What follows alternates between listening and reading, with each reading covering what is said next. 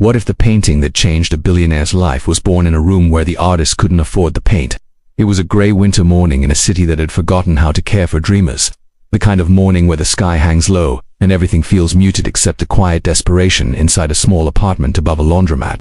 The walls were cracked, the heater coughed more than it breathed, and on the floor sat a woman with paint on her hands and hunger in her eyes. Her name was Elena Moreau. To most, she was invisible, a face among the struggling, one of thousands trying to make something of nothing. But in that cold apartment, she was fighting for her life in color. The canvas before her was torn at the edges, salvaged from a trash bin behind an art school that had rejected her twice. She mixed her paints with water because she couldn't afford new tubes. And yet, even in that scarcity, she painted as if the world were watching. No one was. Not yet. Elena had been in the city for 3 years. 3 years of unpaid gallery internships, unanswered emails, and nights spent staring at the ceiling, wondering if talent was ever enough. She worked at a cafe during the day, cleaning tables for customers who talked about art shows she wasn't invited to. At night, she painted sometimes until dawn, her fingers trembling from exhaustion and cold.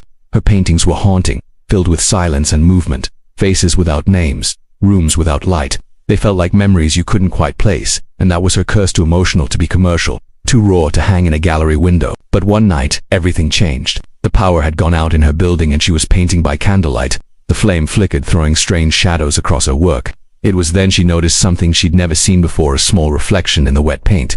Like a tear on a face she didn't remember painting. She stepped back, and for the first time, she cried. Not because it was beautiful, but because it felt alive. It was as if something had moved through her, something she couldn't explain. 3 weeks later, that same painting, she called it Stillness, was hanging behind a thrift store counter, marked at $20. She couldn't afford rent, so she sold it for food. The man who bought it didn't even ask her name, and that should have been the end of the story. But Stillness didn't stay in that thrift store. The man who bought it gave it as a gift to a real estate agent named Simon Hale, who had a habit of collecting strange art. Simon wasn't rich, but one of his clients was. A man named Victor Langley, a billionaire investor known for buying everything he couldn't understand. Langley's world was glass and steel, penthouse views, silent hallways, nights that never ended because the city never slept. Art to him was an accessory, something that filled the emptiness between his wealth and his solitude. He'd built a collection of pieces that screamed value, not meaning. Monet, Rothko, a Basquiat sketch. But when Simon brought Stillness to show him, Langley didn't see a painting. He saw a memory. He didn't know why. He bought it instantly for $100,000. Simon nearly choked. Langley hung it in his bedroom, above his bed, where he could see it before he slept and the moment he woke. It became an obsession. He told guests he didn't know the artist, didn't care where it came from, but people noticed Langley had changed. He stopped attending galas, he stopped traveling. Some said he even stopped sleeping. He'd spend hours in that room, staring at the painting. His assistant once said she found him sitting in the dark, whispering to it. When she asked what he was doing, he said, "It's the only thing that feels real." Meanwhile, Elena's world was falling apart. The cafe closed. Her landlord taped eviction notices to her door. She painted less and less, not because she'd given up, but because she didn't have the strength to keep hoping. There's a kind of silence that comes when dreams die, and hers was deafening. She was invisible again. Until one evening, while scrolling through an art blog on a borrowed phone, she saw it, her painting. Stillness. There it was, glowing on a billionaire's bedroom wall in a photo from an interior design magazine. The caption read, "Private collection of Victor Langley, artist unknown." She felt her chest tighten. It wasn't the money. It wasn't even the fame. It was the theft of her identity. The idea that her art, her soul, was hanging somewhere she didn't belong, with no trace of her name. She tried to reach out to the magazine, to the realtor, to anyone who could tell her where the painting came from. No one answered. Doors stayed shut. But there was something about Elena, something quiet but unbreakable. She didn't stop. She found the name Simon Hale on an old sale record from the thrift shop. She showed up at his office unannounced, clutching a photo of the painting. He didn't recognize her. When she told him it was hers, he laughed nervously. "You sold it, didn't you? It's his now." That's how art works. But she wasn't asking for it back. She just wanted to see it one last time. Simon hesitated, then gave her an address, a penthouse overlooking the city, the kind of place where dreams cost millions and silence costs more. It was raining the night she arrived. The elevator doors opened into a marble hallway that smelled like cedar and money. A man in a black suit led her inside without a word. And there, above a vast bed framed by city lights, hung her painting. Time seemed to stop. The colors were the same, but different, somehow richer, deeper. Maybe it was the lighting.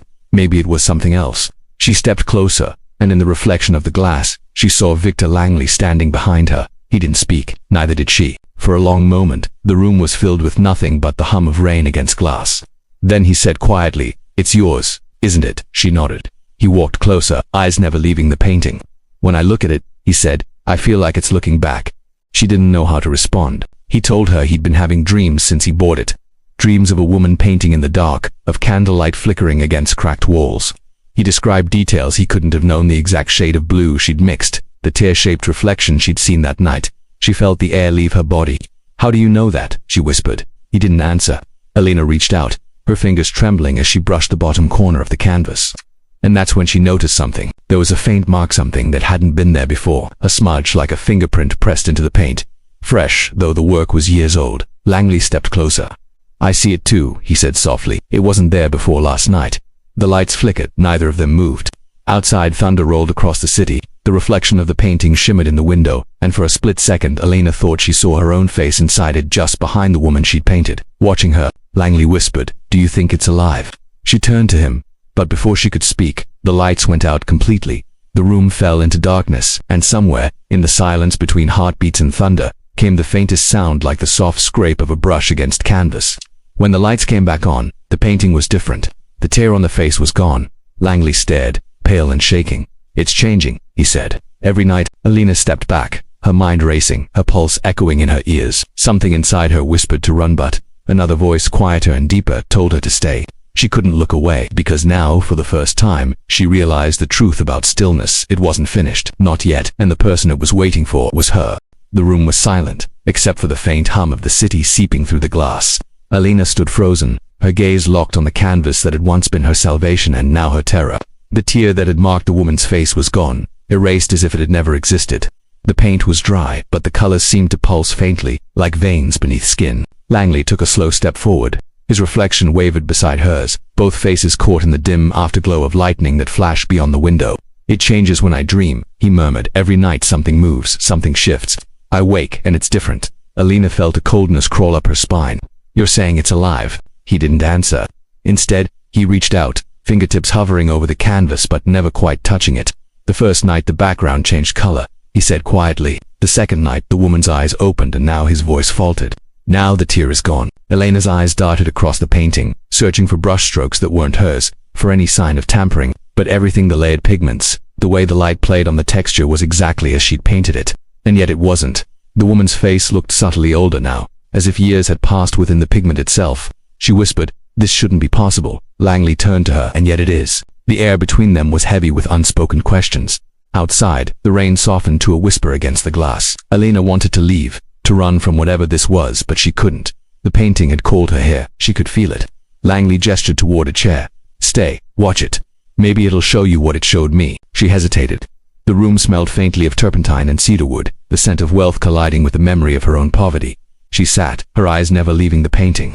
Hours passed, the city lights dimmed and silence thickened like fog. Langley drifted to sleep on the edge of the bed, his breathing slow and steady. Elena watched. The shadows shifted with each flicker of lightning outside. Then just for an instant she saw it, the faintest motion beneath the surface of the paint, a tremor, as if the canvas itself exhaled. She leaned forward. The woman in the painting wasn't looking straight ahead anymore. Her gaze had turned slightly to the left, toward Elena. Elena's hand flew to her mouth. The sound of her pulse roared in her ears. The lights buzzed and flickered, then steadied. Langley stirred. "You saw it too, didn't you?" She nodded. "It looked at me," he rubbed his face, his expression hollow. "You think I'm mad, don't you? I've thought it too, but every time I try to move it, to hide it, it feels wrong, as if it belongs here, as if it won't let me go." Elena looked at him, the exhaustion beneath his eyes, the tremor in his voice. He wasn't lying. "I need to know what it wants," he said, almost pleading.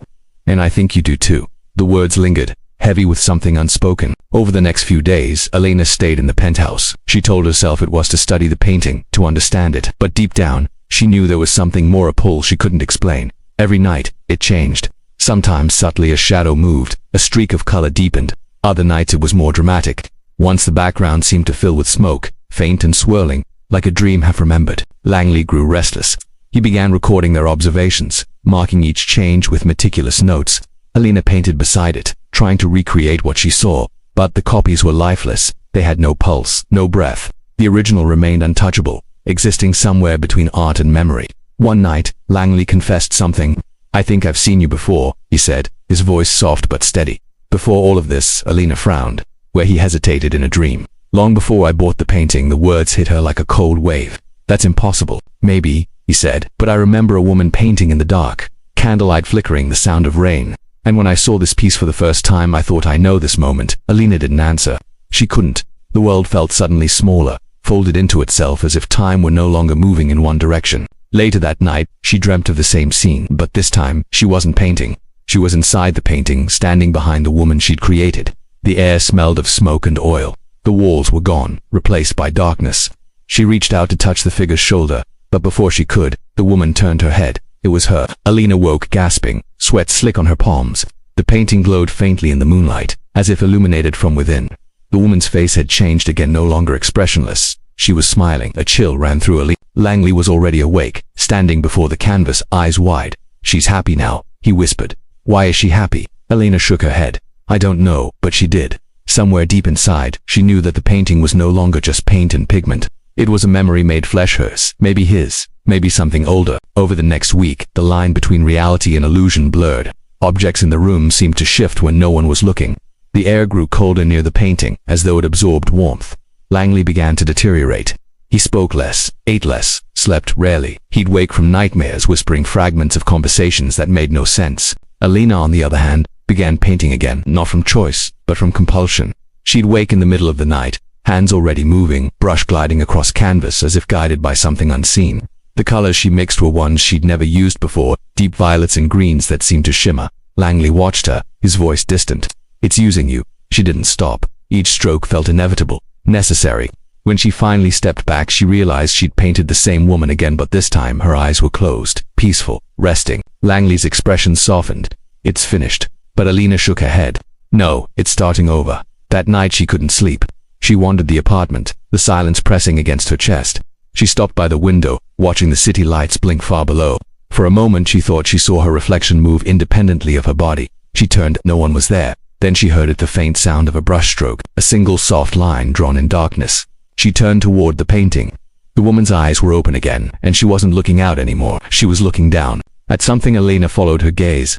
Beneath the frame, barely visible, was a small line of text etched into the wall. She knelt, heart pounding. It wasn't written in paint, but carved, shallow and precise. "Find what was left behind." She stared at it, the words sinking deep. Left behind where? By whom? She turned to wake Langley, but he was gone. The penthouse door was ajar, a thin trail of wet footprints leading out into the hallway. She followed them barefoot, heart hammering. The elevator was still open, its panel blinking. She stepped inside, pressed the ground floor, and descended into silence. The lobby was empty, echoing with the soft hum of rain outside. The footprints led toward the service exit. Outside, the street was slick and glistening. Langley stood there, barefoot too, his white shirt clinging to him in the rain. He was staring up at the building. "Alina," he said, without turning. "It's not a painting. It's a doorway." She approached slowly. A doorway to what? He looked at her then, and she saw the madness, or perhaps the truth, in his eyes. "To the moment you created it." He reached into his coat pocket and pulled out something small, one of her old brushes. "It was in the frame," he said, "behind the canvas, like it was waiting." Alina took it, feeling the weight of it in her hand. The bristles were stiff with dried paint, the same color she'd used years ago in that freezing apartment. Lightning flashed overhead. For a second, the reflection in a puddle beside them showed the two of them not as they were, but as they had been. Her in her paint-streaked clothes, him younger, eyes softer, two ghosts bound by something unfinished. She whispered, "What happens if we go back?" Langley smiled faintly. "Maybe we already did." They returned to the penthouse in silence. The painting waited for them, shimmering faintly. The air felt electric, heavy. Alina approached it, the brush trembling in her hand. "It wants you to finish it," Langley said. She looked at him, fear and understanding colliding. "And if I do?" He hesitated. "Then maybe it lets us go." She lifted the brush, dipped it into the air as if into invisible paint, and touched it to the canvas. The moment the bristles met the surface, the world shifted. The room dissolved around her, walls melting into light, sound warping into a distant hum. She was back in the candlelit apartment. The same cracked walls, the same cold, only this time she wasn't alone. The woman from the painting stood before her, watching silently. Alina felt tears rise. "Who are you?" The woman smiled, the same gentle smile from the painting. "I'm what you left behind." Alina reached out, her hand shaking. "What does that mean?" "You gave me life," the woman whispered, "but you never gave me an end." The candle flickered. Outside, thunder rolled again. In the penthouse, Langley stood before the painting, watching as Alina's body began to blur at the edges, her outline fading into the colors. He reached out, but his hand passed through her shoulder like smoke. "Alina," he shouted, but she didn't hear him. The woman inside the painting took Alina's hand and guided it across the air, as though painting something unseen. Each movement shimmered with light, forming shapes that glowed briefly before fading. When it was done, the woman stepped back, her expression peaceful. "Now it's finished," she said softly. Alina felt a warmth flood her chest, a release like the final breath of a long-held sigh. The candle went out, and in the real world, Langley stared as the painting grew still. The colors settled. The figure inside was alone again, but different. The woman's face had changed. It wasn't the same woman anymore. It was Alina. Langley fell to his knees, the realization breaking over him like a wave.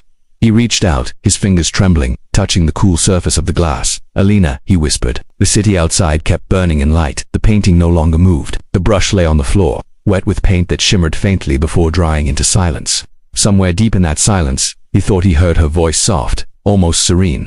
"I finished it," and in the reflection of the window, just for a heartbeat, he thought he saw her standing beside him again, smiling. Then she was gone. But the woman in the painting was finally at peace.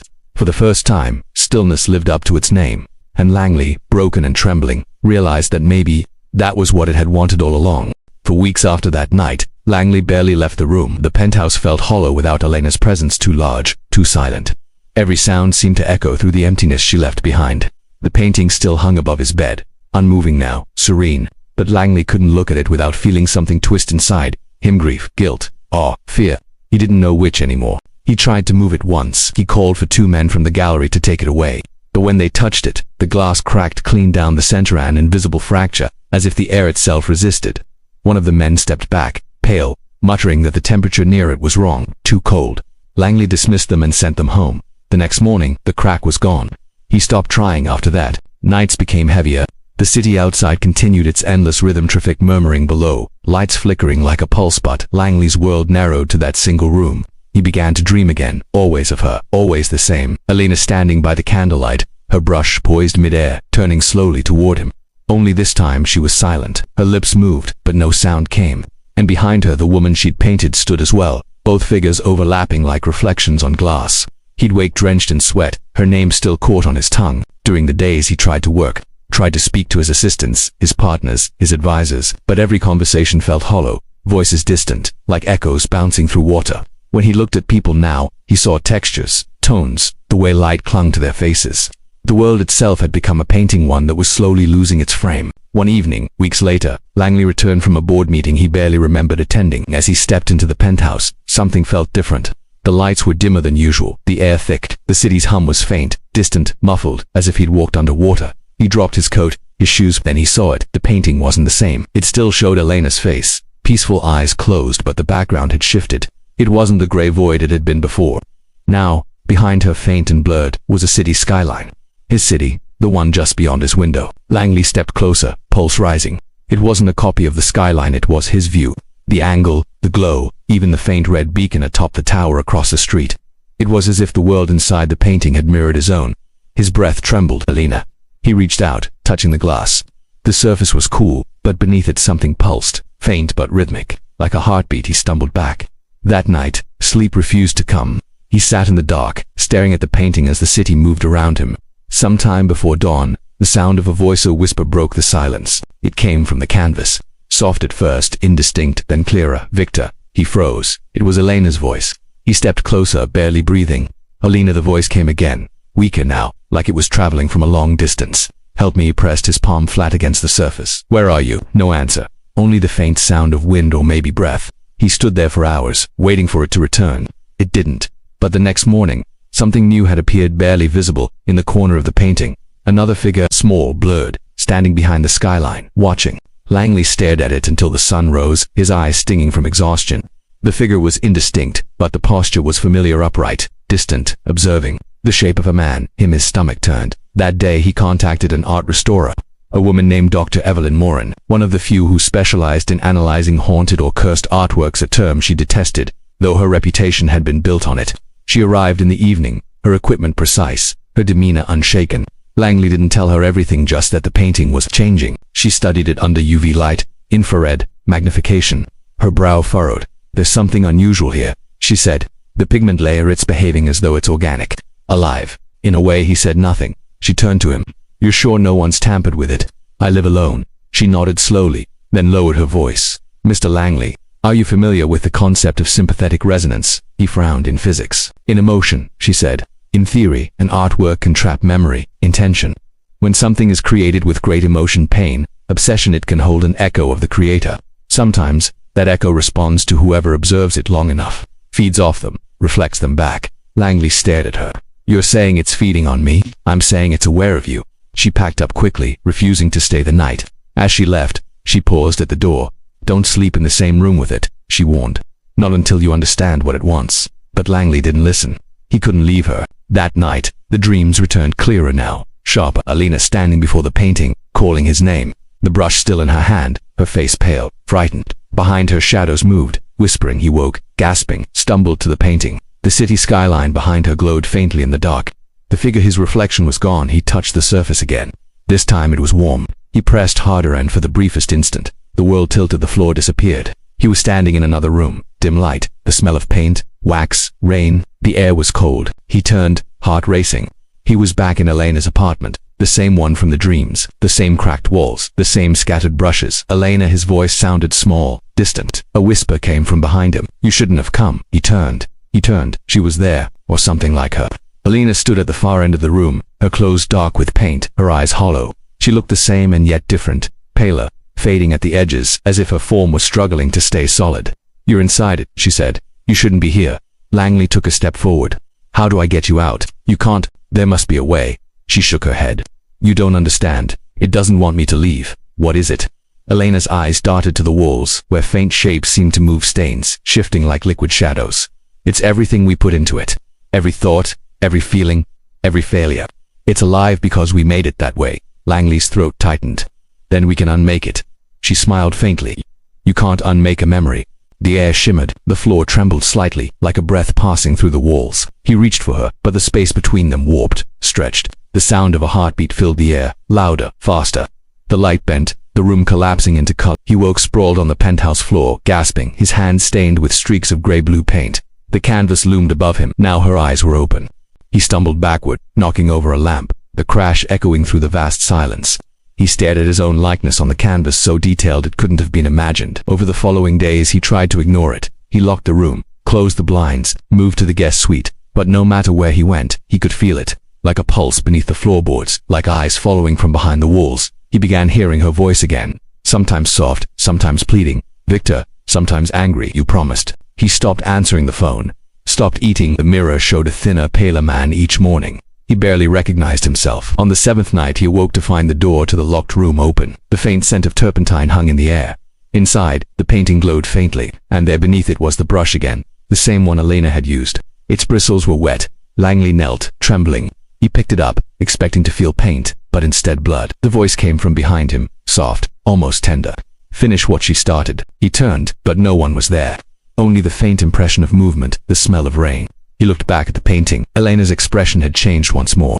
Her mouth was open slightly as though she was speaking, but the words wouldn't come. He lifted the brush without thinking. His hand moved on its own, guided by some unseen force, tracing lines in the air. The bristles glowed faintly, though no paint dripped. He reached toward the canvas, unable to resist. The moment the brush touched it, the lights flickered. The building groaned. The skyline within the painting pulsed with light, buildings breathing like living things. Elena's eyes followed his movement, and for the first time, she seemed to recognize him. A violent gust of air swept through the room, throwing him backward.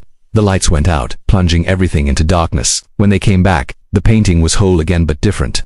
Neither Elena nor Langley. He stared, trembling, realization dawning like a storm behind his ribs.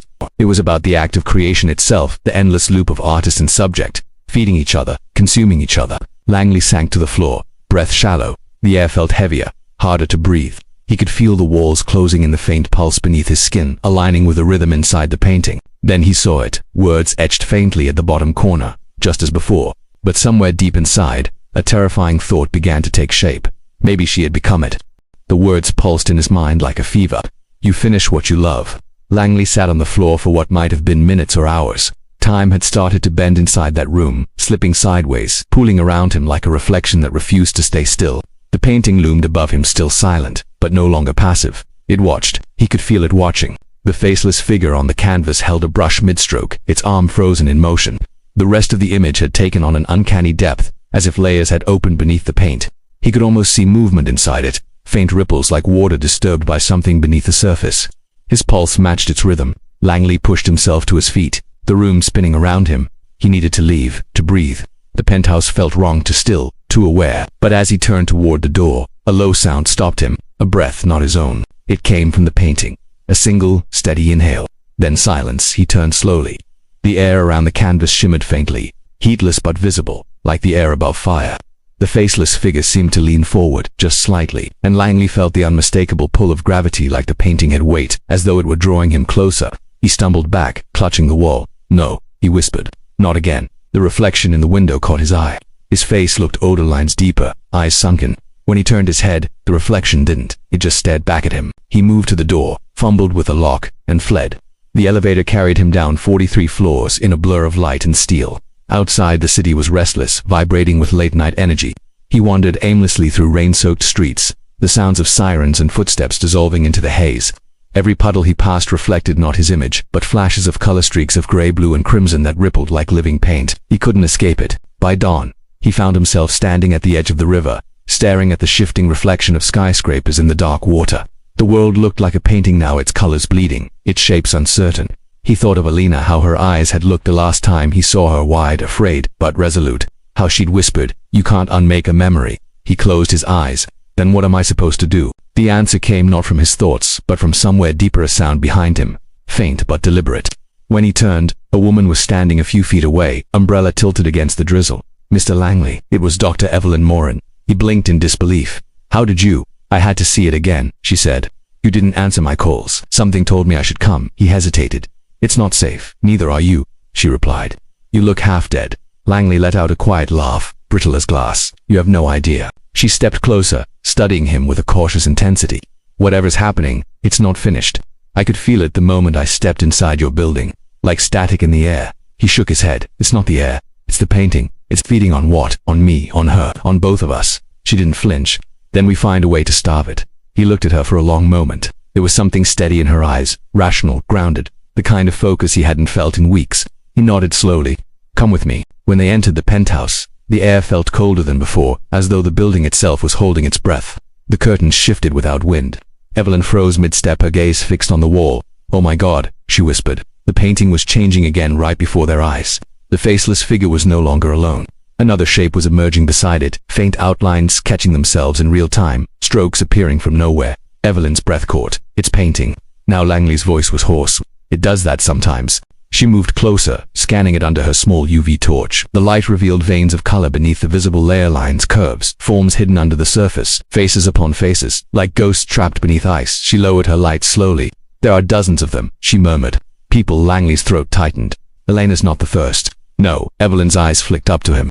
"And if I'm right, you won't be the last." He felt the air drain from his lungs. "Then how do I stop it?" She hesitated. "Sometimes the only way to end a resonance is to break the connection, destroy the vessel." "The painting," he said. Yes, he turned toward it for the first time in weeks. Anger burned beneath his fear. "Then we end this." He crossed the room, grabbed a heavy iron rod from beside the fireplace, and swung with all his strength. The blow landed with a deep, resonant crack that echoed through the walls. But instead of shattering, the painting rippled. The colors bled outward, swirling violently before snapping back into place. The sound that followed wasn't metal or glass, it was a scream, not from the room, from inside the painting. Langley stumbled back, the rod slipping from his hands. Evelyn grabbed his arm, eyes wide. "Don't touch it again." The scream faded into a low, trembling hum. The light in the room dimmed as if swallowed by the canvas. Then slowly, the painting began to shift again. This time, the new figure solidified completely. It was Alina, not the serene version from before, but the one he'd seen in his dreams, haunted, trembling, her mouth open as if mid-scream. Her painted eyes darted toward him, pleading. Evelyn whispered, "It's trying to pull her back." Langley's heart pounded. "She's already in there." "No," Evelyn said, stepping closer. "It's recreating her. It's rebuilding the moment of creation. Every brushstroke is memory being rewritten. You're not looking at the past, you're watching it make a new one." The lights flickered, the hum grew louder, deeper, vibrating through the floor. Langley shouted over the noise. "What happens if it finishes?" Evelyn didn't answer. The air grew heavy, the walls groaning under invisible pressure. The sound deepened until it became almost physical, like standing inside a heartbeat. Langley could feel it in his bones. Then, for a moment, everything stopped. Utter stillness. The light from the city beyond the windows vanished, swallowed by shadow. The entire penthouse existed in a single suspended moment. Langley turned toward Evelyn, but she wasn't moving. She was frozen mid-step, mid-breath, eyes wide, only he could move. He turned back to the painting. The two figures, the faceless one and Alana, stood together now, their outlines blurred by light that seemed to pulse from within the canvas. He felt drawn forward again, irresistibly, every cell in his body vibrating with the pull. When he spoke, his voice was barely a whisper. "What do you want from me?" The faceless figure tilted its head, then, slowly, its features began to take form. Eyes first, then a mouth, then a familiar outline of a jaw. Langley staggered back. It was his own face, every detail perfect down to the faint scar beneath his lip. The painted Langley turned toward him, expression calm, almost compassionate. When it spoke, its voice echoed from everywhere at once. "You began this," it said softly. "You saw beauty in her pain. You bought it. You owned it. You made her stay." Langley shook his head. "No, I tried to help her. You wanted to keep her," the reflection said. "Just like all the others." The lights flared, then dimmed again, washing the room in ghostly blue. Evelyn gasped, breaking free of her paralysis. "Victor," she shouted. "Step back." He didn't hear her. His mind was unraveling, memories spilling out in fragments. The day he bought stillness, the way he'd stared at it for hours, feeling something inside him awaken a hunger he couldn't name. He hadn't bought the painting because it was beautiful. He'd bought it because it understood him, because it was him. The faceless figure raised its brush again, pressing it against the canvas from the inside. A single new stroke appeared wet and gleaming across the lower half of the image. The color was red. Evelyn's flashlight flickered out. The smell of turpentine filled the air, thick and sharp. She backed away. "It's merging," she said. "It's not just showing you, it's absorbing you." Langley could barely hear her. His gaze locked on the painted version of himself. The brush inside the painting moved again, another stroke, another line, and with each motion, he felt something inside him being drawn out, stretched thin, pulled toward that shimmering surface. He dropped to his knees, gasping. "Elena," he whispered. "Please." Her painted figure turned toward him. For an instant he saw recognition, sorrow, maybe even mercy in her eyes. The world flickered again, lights pulsing in and out of existence. Evelyn grabbed Langley's shoulders, shaking him. "Fight it." She screamed. "It feeds on guilt. Don't give it what it wants." But he barely heard her. His body felt hollow, light. His heartbeat no longer belonged to him, it beat in rhythm with the painting's pulse. He looked up. His painted self was almost complete now, expression serene, eyes open, brush poised in final motion. Elena's hand reached toward him from within the frame, her expression breaking. She was crying now, real tears, glimmering like glass. The faceless, now-faced figure turned toward her and whispered something neither of them could hear. Then it reached out, its hand brushing against hers. For a moment, the entire canvas glowed, and everything's sound, air, light collapsed into silence. Langley could feel something immense gathering beneath that stillness, like the deep breath before an explosion. He realized then that whatever was coming wasn't destruction, it was transformation. He turned toward Evelyn, voice trembling. "If it finishes this painting," her answer came in a whisper, "then the world outside it won't be the same." The lights flickered once more, long, slow, deliberate, and as the final stroke began to form within the painting, Langley whispered the words he had seen etched in the corner. "You finish what you love." Then everything went dark. The darkness wasn't empty. It pulsed, a deep living hum that seemed to echo from somewhere inside Langley's chest. He couldn't tell if he was still standing or if the floor had vanished beneath him. The air was thick, charged with that same electric stillness that lives between lightning and thunder. And then, slowly, from within the black, the faint shimmer of light began to bloom. It wasn't light like he knew it. It moved differently, organic liquid, like color bleeding through paper. Blues, golds, and reds flowed together, forming shifting shapes that rippled in and out of form. The painting was no longer on the wall. It was the world. He felt himself floating in its center. Somewhere behind him, Evelyn's voice cut through the static, distant and trembling. "Langley, can you hear me?" He tried to answer, but the air swallowed his words. The colors around him twisted, reshaping themselves into fragments, moments frozen mid-breath. A woman standing in a dim studio, the scrape of a brush, a laugh that sounded like sunlight through glass. "Elena." She turned toward him. Her eyes were soft, now not the haunted stare from the canvas, but the quiet gaze of the woman he'd met years ago, before everything fractured. Her voice was barely a whisper. "You shouldn't have come here." He wanted to reach for her, but his arm dissolved into light. "I didn't want to lose you again," he said. She shook her head slowly. "You didn't lose me, Victor. You tried to keep me still. You wanted me to stay where you could see me. You turned me into something I could never be." He felt the words sink into him like stones dropped into deep water. "I just wanted to protect what was beautiful." Her expression hardened, not cruelly but with quiet truth. "You can't protect beauty by owning it. You only protect what you're afraid to let change around them." The colors shuddered. The hum deepened. Evelyn's voice came again, clearer now. "Victor, the painting, it's reacting to you. You have to let go of her. Do you understand? It's using your guilt as fuel." Langley looked at Elena, his voice breaking. "If I let go, do you disappear?" She smiled sadly. "You never had to hold on for me to be real." Then she reached out her hand. He hesitated, but when her fingers brushed his, warmth spread through him, pure and wordless. In that instant, he saw everything, the nights she painted until dawn, The days she couldn't get out of bed, the way her hands trembled when she signed her last letter. He saw her fear, her exhaustion, her fragile, blazing need to be seen. And he saw himself not as a savior, not as a villain, but as a man who mistook possession for love. The light around them fractured, brilliant and unbearable.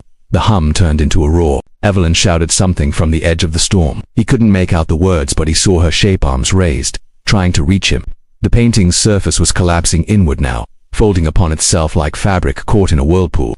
Elena's voice came again, fading. You have to let it end. Victor, everything I was is already finished. He shook his head, tears streaming down his face. Then let me finish it for you. Her hand pressed to his chest. No, let me finish. And just like that she began to fade. Stroke by stroke, her form dissolved into swirls of color, drawn back into the canvas, until only her eyes remained, watching him with quiet peace. Then they, too, vanished into light. The silence that followed was unbearable. Langley stood alone inside the swirling void, surrounded by fragments of every painting she'd ever made, faces, skies, hands all drifting like broken glass suspended in oil. Then they began to move, converging, the colors collapsing toward the center. The hum deepened, a heartbeat growing louder, faster. Evelyn's voice pierced the chaos. Victor, it's collapsing. If you stay, you'll be trapped with it. He could see her now, at the edge of the distortion, a narrow slit of real light opening in the darkness. She was reaching for him, but behind him, something moved. The painted version of himself, the one that had spoken, was still there, unfinished. Half of its face flickered between paint and flesh, its eyes burning with impossible calm. You can't leave, it said. Not yet. Langley turned toward it. You're not me. The painted reflection tilted its head.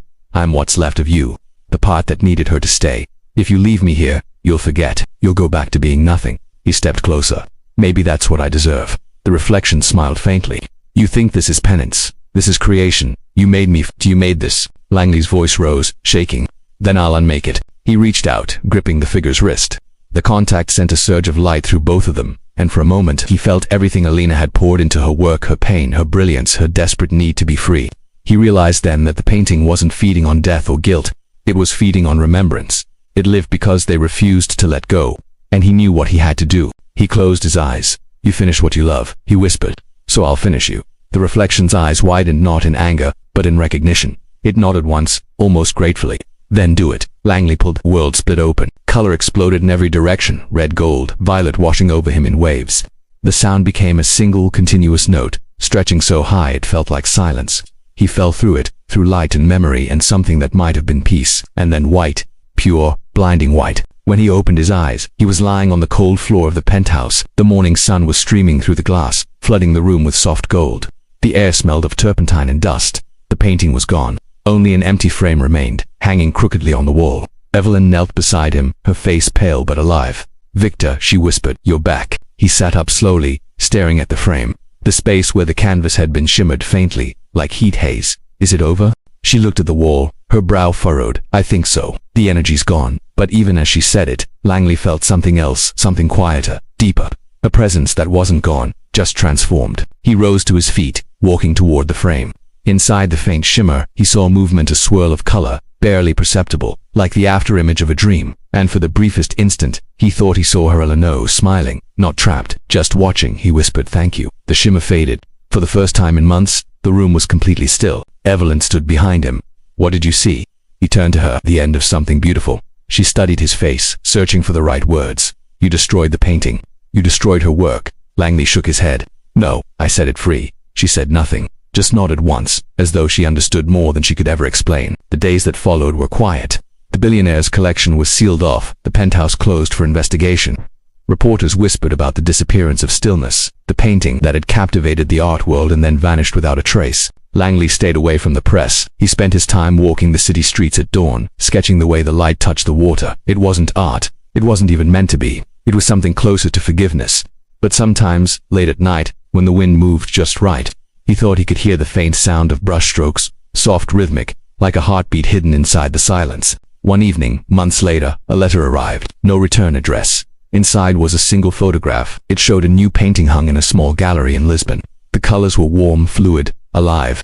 In its corner, a single inscription. 4V. Langley stared at it for a long time, feeling something break open quietly inside him. He turned the photo over. On the back, in looping handwriting, were 3 words. You finish living. He smiled. For the first time it felt true. The next morning as the city woke, Langley walked down to the river. The light shimmered across the surface, blue, gold, crimson, like liquid paint catching fire. He stood there for a long time, just breathing, watching the colors shift, watching the world remake itself again and again. And somewhere, in the whisper of the current, he heard her voice, soft, distant, but full of warmth. "Keep painting, Victor." He closed his eyes, letting the sound wash through him. The pain was still there, but it was different now, lighter, human. It didn't weigh him down anymore. It moved through him, like color through water. When he opened his eyes again, the sky had changed. It wasn't just dawn. It was a new canvas, and for the first time, he didn't need to finish it. He just needed to begin. The wind was gentler now. The city had that soft, washed-out glow it only ever wore in the early hours after rain. The streets glistened like wet canvas. The world still half asleep, and Victor Langley stood in it all as though waking from a dream that had lasted years. The river whispered beside him, slow and silver, carrying the faint reflection of a rising sun. The night had emptied him. The silence filled him again. He turned the photograph over once more, tracing his thumb along the words on its back.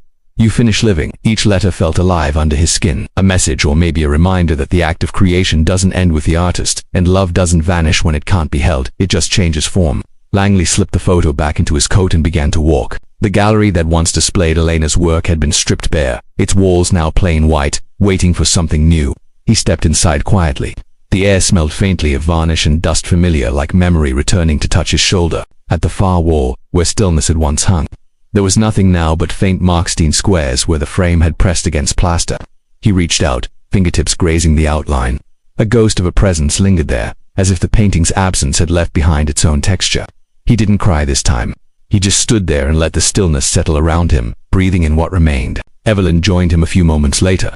She'd changed, too. The sharpness in her eyes had softened into something quieter, something like peace. She stood beside him, hands clasped in front of her. Neither spoke for a while.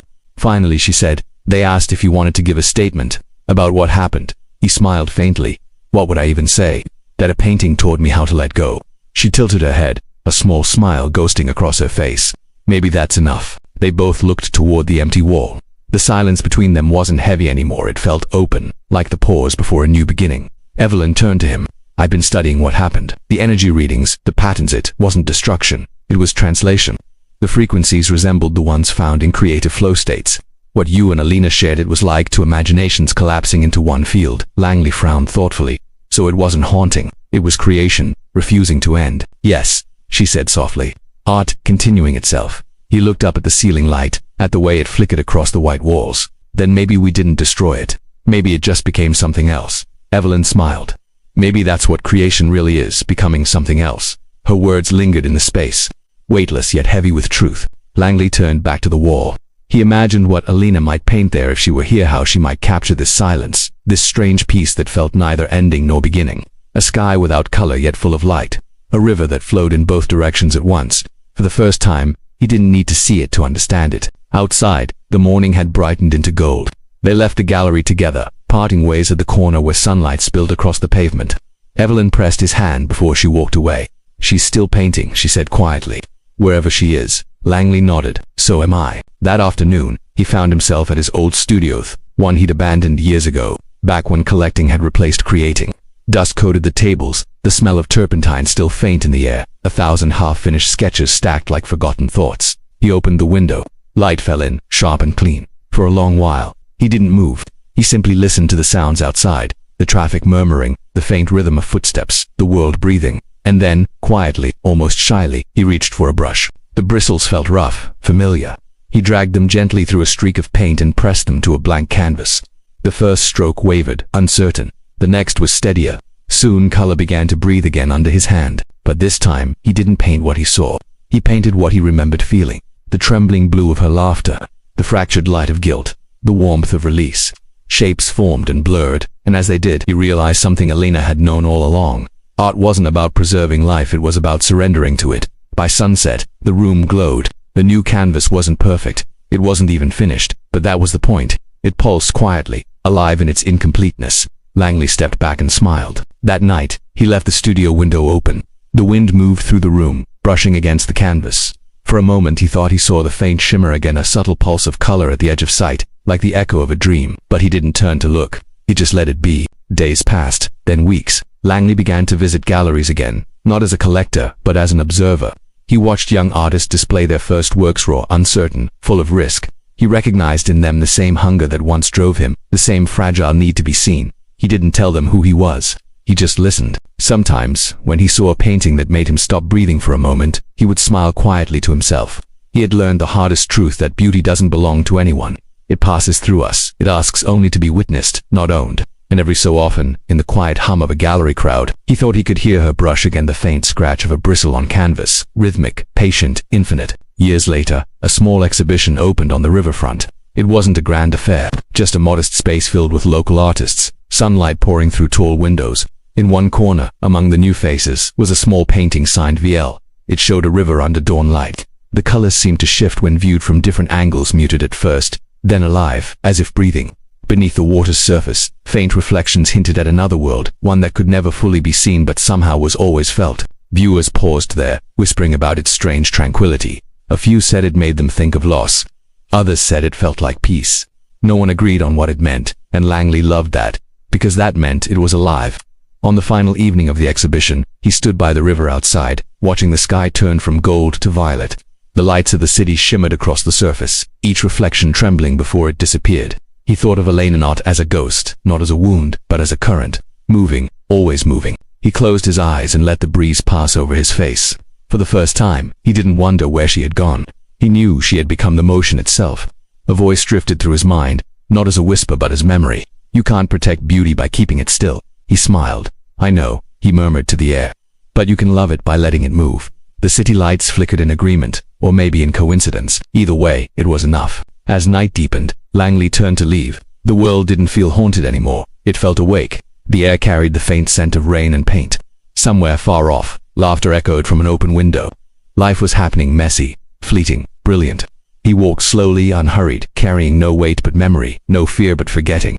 Before he turned the final corner, he looked once more toward the river. It shimmered like a living thing, endless and changing, and he whispered something only the water could hear. Every ending is just a color we haven't learned to name yet. The wind carried it away. And then, softly, the screen of the world began to fade, light into shadow, sound into silence, until all that remained was that shimmer of color on the surface of the water, trembling between stillness and motion. And somewhere beyond it, the faintest trace of a brushstroke continued, unseen but eternal.